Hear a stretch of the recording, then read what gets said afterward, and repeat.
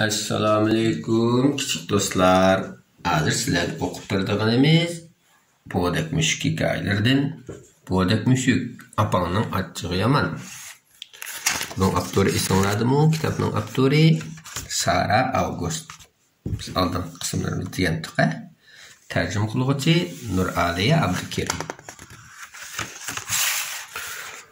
Qo'zam, bo'la qo'lingni tezroq yuvib kel, debdi Bo'dak mushukning apasi uni qo'lini yuvishga buyurib. Kechtamoq vaqti bo'libdi, lekin Bo'dak mushuk qo'lini yuvish xo'sh yoqmabdi. Chunki uning qo'rsiq och ham bek erib ketgan ekan. Yuvmayman qo'taza, debdi yerdili yetib olgan Bo'dak mushuk apasiga akilib. Sizlarga o'xshashlar akilib ekan. Bo'ldi, sen shu erdan kichkicha ushuqlik qilishni bilasan, debdi apasi uningdan ranjib. Apasi ranjib qolibdi. Biroq Bo'dak mushuk bek erib ketgan ekan. Uningga hozir tamoq yeyishdan boshqa hech ish xo'sh yoqmaydi ekan. Apasi nimishqu uning ko'ziga kirib oldigandu.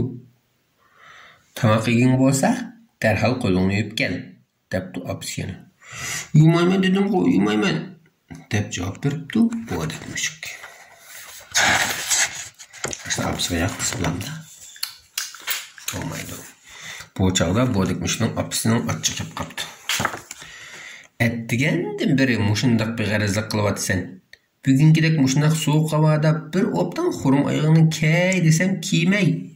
Gapimga kirmay, putingdagi ashu yozliq oyog'ini kiyma deb turib olding. Apasi achchig'lashga boshladi.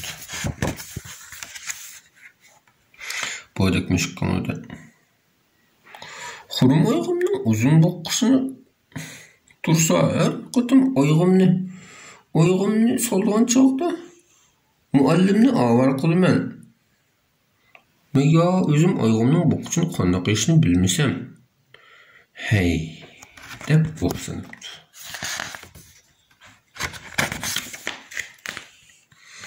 Maktabga alg'ili borsam, ushuqlik qilib uyga mang'ul unimiding, debdi apasi yana chechilib.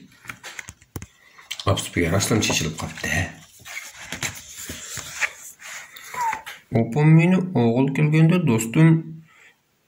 do'stim bilan toza pes o'ynamassam, kimning undaq qiziq o'yinni tashlab uyga ketishgasin, deb o'ylabdi u ko'nglida. Lekin apasi chaqirsiga o'ynayotgan bo'lsam kamiz bo'lmaydi. Kichik bola apasining gapini anglasa bo'lmaydi. Yana texi seni talla bozorga ilib borsam, shokolad deyman, deb qalab qilding, debdi apasi.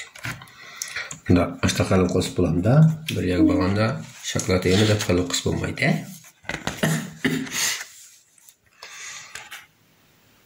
Sen meni maktabda o'yin olib qo'ymaгаning oz kelgandek, o'zim uyga mangmay yana texi meni bozorga kelatding. Nima degan zerikishlik? Bu qo'shiq ijib ochdi ya, deb qo'dinishibdi u.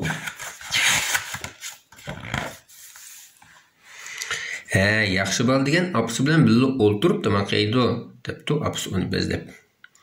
Men bek yurib ketdim, debdi Bo'dak mushuk xo'sh yoqmagandek. Bo'dak mushuk oxir apasiga ergashib tazliq uyga kelibdi. Apasi uning gap anglaydigan obdan bola bo'lib ketganini ko'rib, mehr bilan uni bag'riga besibdi.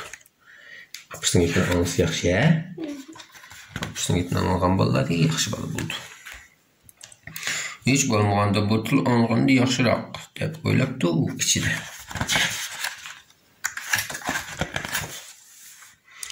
Apasi Bo'dak mushukni quchog'iga ilib turib, bo'sh ovozda undan so'rabdi. Meningcha mushundaq bo'lsa texim yaxshi emasmi?